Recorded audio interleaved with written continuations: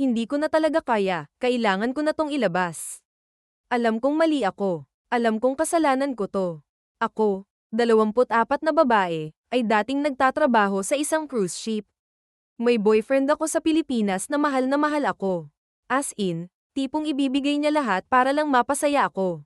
Pero noong nasa barko ako, nakilala ko si R, 27 lalaki, isa rin sa mga crew. May asawa na siya, may 4 pa siyang anak. At kahit ganun, pareho kaming nagpakatanga. Nagkatinginan lang kami sa umpisa, tapos hindi ko na namalayan na kuha na niya ako. Naging kami, palihim. Ilang buwan din yun, at habang tumatagal, nahulog na ako sa kanya.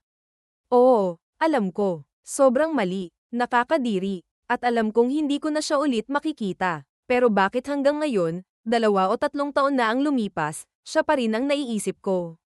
Pagbalik ko ng Pilipinas, iniwan ko yung boyfriend ko, hindi ko na kinaya.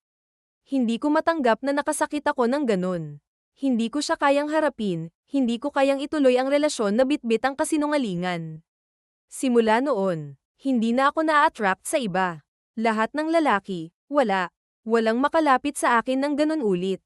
Wala na akong nararamdaman. Laging si R pa rin ang bumabalik sa isip ko. Kahit anong pilit kong kalimutan, andyan pa rin siya, parang multo. Worth it ba? Hindi, never. Sana hindi ko siya tinignan nung araw na yun. Sana hindi ko siya kinausap. Sana hindi ko siya pinapasok sa buhay ko.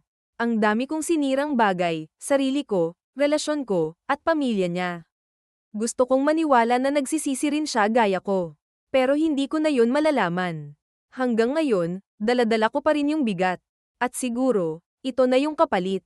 Yung guilt, yung pag-iisa, yung pagpigil sa sarili, dahil pinili kong lokohin ang taong may tiwala sa akin, at maging kabit sa isang taong may pamilya. Mali talaga ako, pero sana, balang araw, makalaya na ako sa kanya.